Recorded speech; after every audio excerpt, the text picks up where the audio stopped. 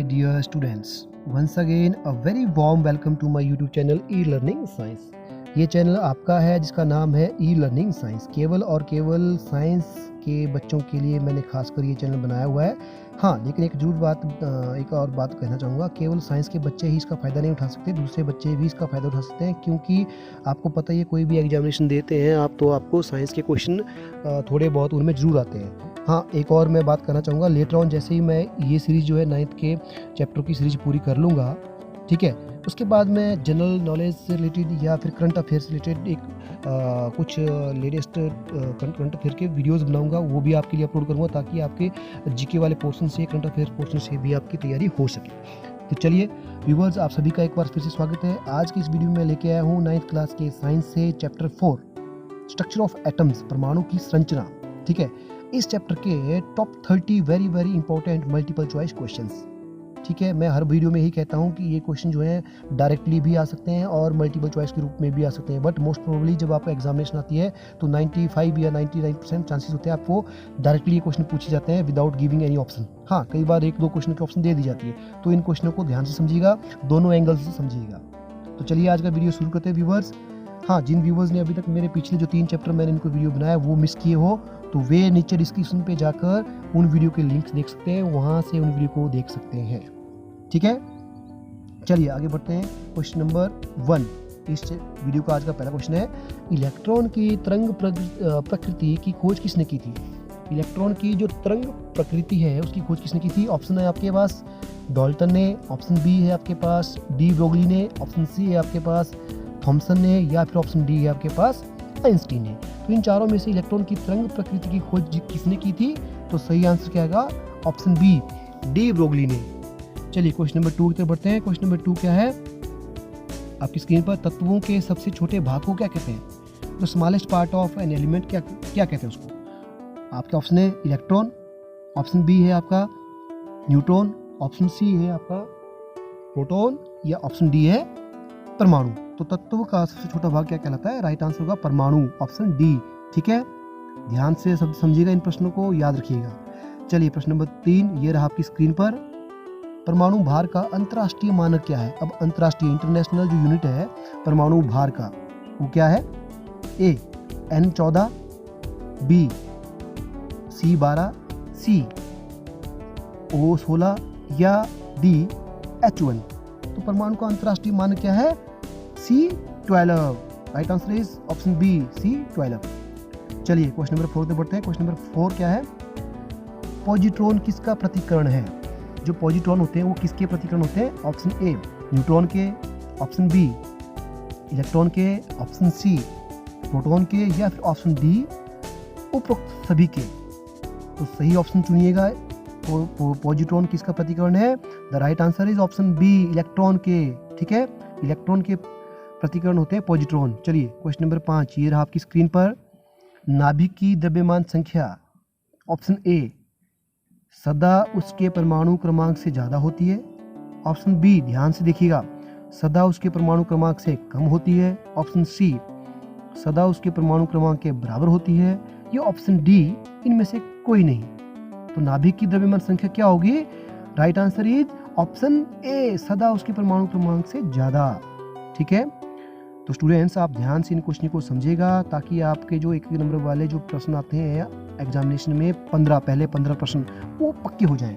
ठीक है, आपको मैं सभी चैप्टर जो आपके 15 के 15 चैप्टर हैं साइंस की बुक से, उनके मैं हर चैप्टर का एक वीडियो बनाता रहूँगा.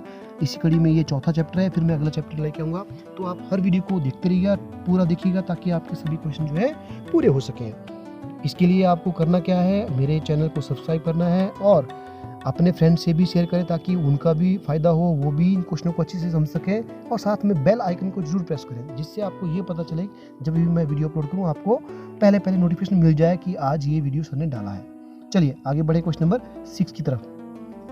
आणविक सिद्धांत को किसने प्रतिपादित किया? ठीक है, प्रश्न नंबर आपका ध्यान समझिएगा. आणविक सिद्धांत को किसने प्रतिपादित किया? ऑप्शन है A Benjamin Franklin, option B Rutherford, option C Thomson, या ऑप्शन डी जॉन डाल्टन. तो आणविक सिद्धांत इनमें से किसने दिया था? तो राइट आंसर क्या होगा? ऑप्शन डी जॉन डाल्टन ने आणविक सिद्धांत प्रतिपादित किया था. चलिए आगे बढ़े। क्वेश्चन नंबर 7 ये रहा आपकी स्क्रीन पर।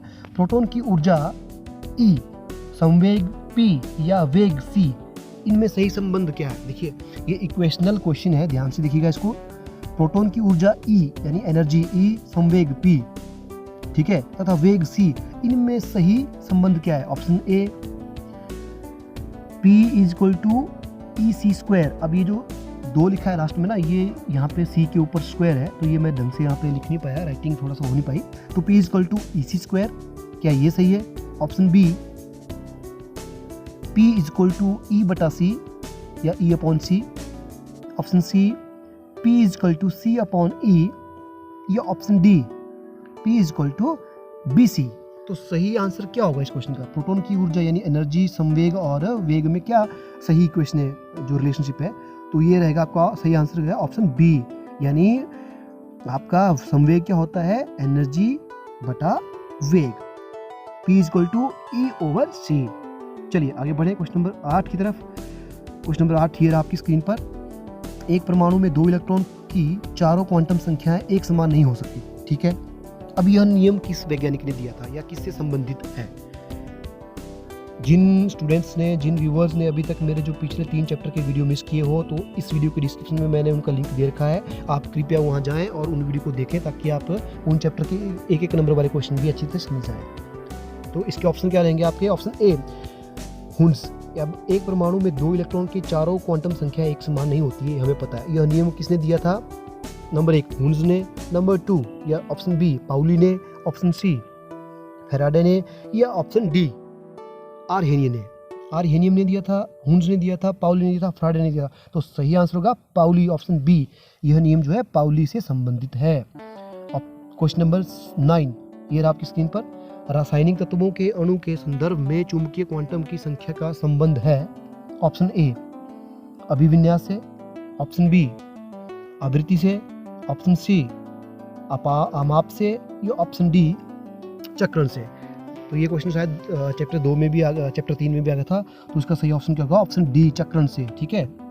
चलिए आगे बढ़ते हैं क्वेश्चन नंबर 10 की तरफ। Here comes on your screen, ये आपकी स्क्रीन पर। किसी तत्व के रासायनिक गुण निम्न में से कौन तय करता है? ठीक है, ऑप्शन ए प्रोटॉनों की संख्या तय करती है, ऑप्शन बी न्यूट्रॉनों की संख्या, ऑप्शन सी उपरोक्त सभी या ऑप्शन डी इलेक्ट्रॉनों की संख्या। तो इनमें से एक कौन सा सही आंसर होगा? तो राइट आंसर क्या होगा आपका? ऑप्शन डी इलेक्ट्रॉनों की संख्या, ठीक है। चलिए आगे बढ़े क्वेश्चन नंबर 11 की तरफ। ये रहा आपकी स्क्रीन पर। एक परमाणु में 9 इलेक्ट्रॉन तथा 10 न्यूट्रॉन है। एक परमाणु में 9 इलेक्ट्रॉन है और 10 न्यूट्रॉन है, तो उसकी द्रव्यमान संख्या कितनी होगी? बहुत आसान है। 1 19, बी 10, सी 18 या डी 9। तो राइट आंसर होगा 19। आपको पता ही है इलेक्ट्रॉन प्लस न्यूट्रॉन का मिला के बनता है आपका परमाणु, क्या बनती है? द्रव्यमान संख्या। तो उसका ऑप्शन होगा ए 19। चलिए आगे बढ़े क्वेश्चन नंबर 12। अब इस क्वेश्चन को ध्यान से देखिएगा। रेडियम लिखा है मैंने 88 RA 226। तो ये थोड़ा ढंग से मेरे को लिखने में दिक्कत हुई थी। तो रेडियम के बाईं तरफ बॉटम में होगा 88, ठीक है। रेडियम के RA के दाईं तरफ टॉप पे होगा 226, यानी 88 रेडियम 226। तो ये है रेडियम धातु, एक रेडियम है। इसके नाभिक में न्यूट्रॉनों और प्रोटॉनों की संख्या किस प्रकार होगी क्रमशः? तो ऑप्शन ए 138 एवं 88 होगी, यानी न्यूट्रॉन होंगे 138 और प्रोटॉन होंगे 88। क्या ये सही है? या ऑप्शन बी न्यूट्रॉन 88 और प्रोटॉन 138, क्या ये सही है? ऑप्शन सी न्यूट्रॉन 226 या प्रोटॉन 88, क्या ये सही है? ऑप्शन डी न्यूट्रॉन 88 या प्रोटॉन 226। तो इनमें से कौन सही है? तो राइट आंसर क्या होगा? ऑप्शन ए 138 एवं 88, यानी न्यूट्रॉन होंगे 138 और प्रोटॉन होंगे 88। चलिए क्वेश्चन नंबर 13 की तरफ। ये आपकी स्क्रीन पर। जिस तत्व के परमाणु में 2 प्रोटॉन 2 न्यूट्रॉन तथा 2 इलेक्ट्रॉन हो, उसकी द्रव्यमान संख्या क्या होगी? बिल्कुल आसान है। अब आपको पता है द्रव्यमान संख्या क्या होती है? प्रोटॉन प्लस,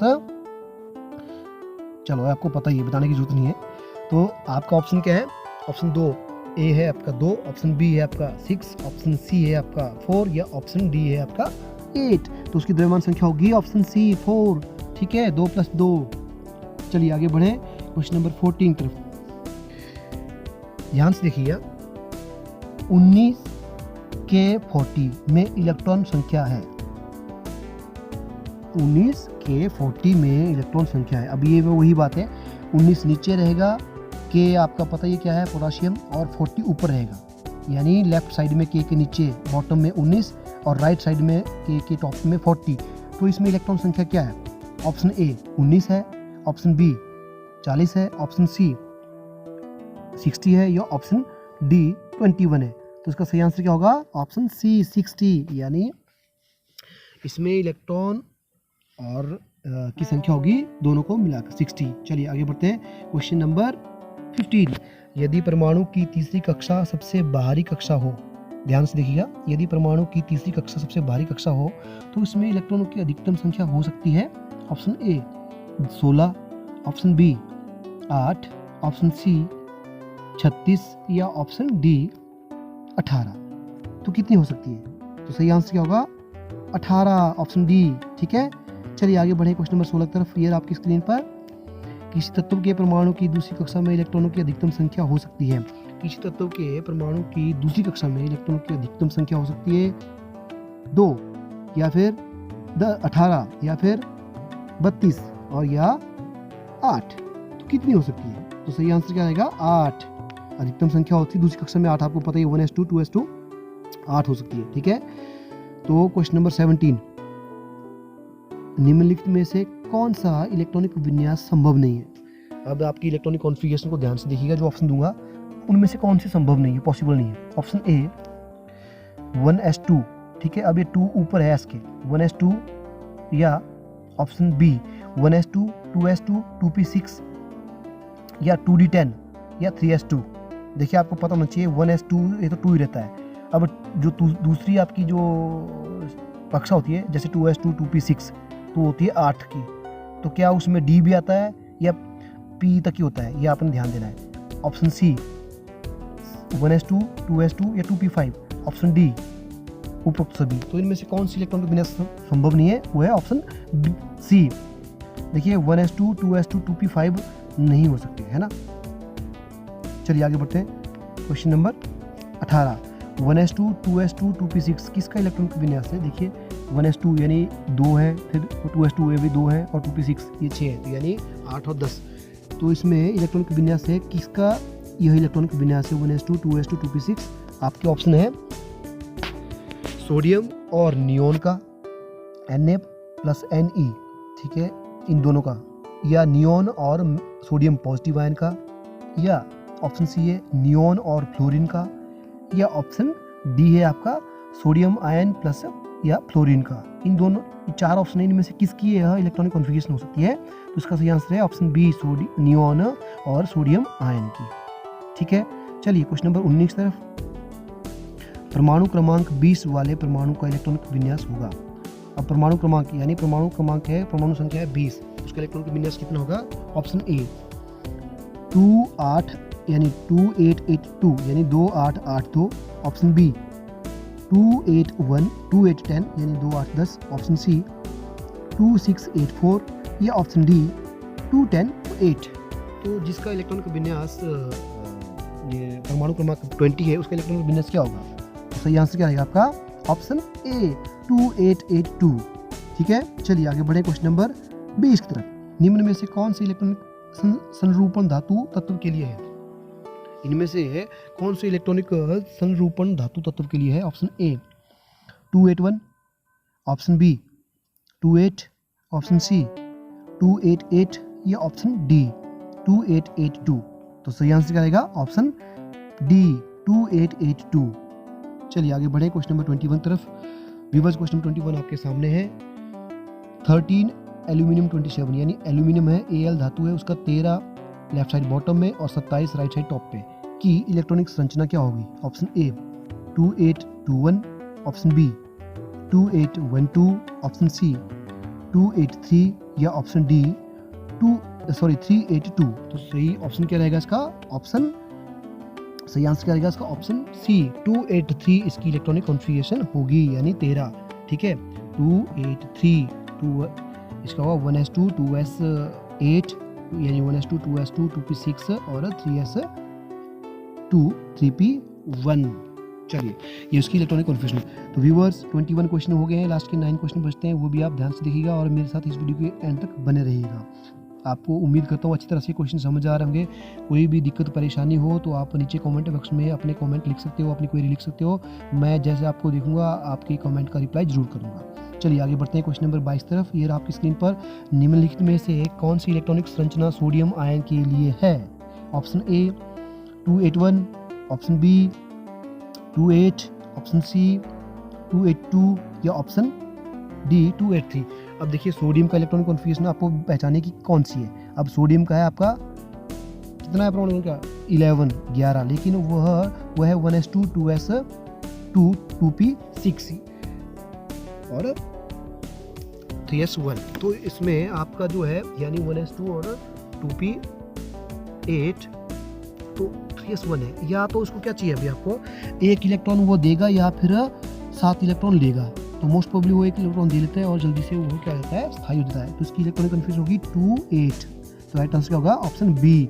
ठीक है, क्योंकि उसको 28 एक इलेक्ट्रॉन देना ज़्यादा इजी है, इसलिए वो एक इलेक्ट्रॉन दे देता है और 28 की कॉन्फ़िगरेशन प्राप्त कर लेता है। चलिए आगे बढ़ते हैं क्वेश्चन नंबर 23 तरफ। स्वर्ण पत्र, ठीक है, स्वर्ण पत्र में किसके प्रकीर्णन का अध्ययन करके रुदरफोर्ड ने नाभिक की खोज की थी? स्वर्ण पत्र में किसकी प्रकीर्णन का अध्ययन किया था उसने? तो ऑप्शन ए रहेगा आपका इलेक्ट्रॉन्स का, ऑप्शन बी अल्फा किरणों का, ऑप्शन सी बीटा किरणों का या ऑप्शन डी गामा किरणों का। इनमें से किसका उसने अध्ययन किया था? राइट आंसर रहेगा अल्फा किरणों का, ऑप्शन बी। चलिए क्वेश्चन नंबर 24 पर बढ़ते हैं। जब कोई इलेक्ट्रॉन उच्च कक्षा से निम्न कक्षा में जाता है तो क्या होता है? ऑप्शन ए ऊर्जा का अवशोषण होता है, ऑप्शन बी ऊर्जा का स्थानांतरण होता है, ऑप्शन सी ऊर्जा का उत्सर्जन होता है या ऑप्शन डी इनमें से कोई नहीं। तो राइट आंसर होगा ऑप्शन सी ऊर्जा का उत्सर्जन होता है। ठीक है, ऊर्जा निकलती है। चलिए क्वेश्चन नंबर 25 पर बढ़ते हैं। ये आपकी स्क्रीन पर सोडियम परमाणु में कोर इलेक्ट्रॉन की संख्या कितनी है? ऑप्शन ए 1 है, ऑप्शन बी 10 है, ऑप्शन सी 2 है या ऑप्शन डी 3 है। तो कितनी है इलेक्ट्रॉन संख्या? Option B 10। सोडियम परमाणु में कोर इलेक्ट्रॉन 10 है। क्वेश्चन नंबर 26 ये आपकी स्क्रीन पर किसी परमाणु का इलेक्ट्रॉन का विन्यास 282 है तो इसमें संयोजी इलेक्ट्रॉन की संख्या कितनी होगी? Option A 10, option B 2, option C 12, option D 8। संयोजी इलेक्ट्रॉन जो मतलब किसी दूसरे के साथ संयोजन करते तो 28 तो पूरा है, लास्ट में बच गया 2, तो उसकी संयोजी संख्या होगी 2, क्योंकि 28 ये पूरा है हमारा सेल बाहर की कक्षा, लेकिन जो लास्ट की 2 है वो संयोजी इलेक्ट्रॉन हो जाते हैं, वो किसी से ले भी सकता है या किसी को भी दे सकता है। ठीक है, चलिए क्वेश्चन नंबर 27 पर बढ़ते हैं। लास्ट के 3 क्वेश्चन आर रिमेनिंग। ये आपकी स्क्रीन पर एक परमाणु में 19 प्रोटॉन और 20 न्यूट्रॉन है, इसकी द्रव्यमान संख्या क्या होगी?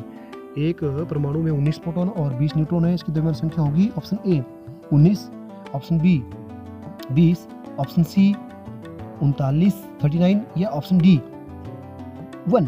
तो राइट आंसर होगा 39। ठीक है, चलिए आगे बढ़ते हैं। आपको पता है परमाणु की जो द्रव्यमान संख्या होती है वो प्रोटॉनों और न्यूट्रॉनों का योग होता है। आगे बढ़ते हैं क्वेश्चन नंबर 28 की तरफ।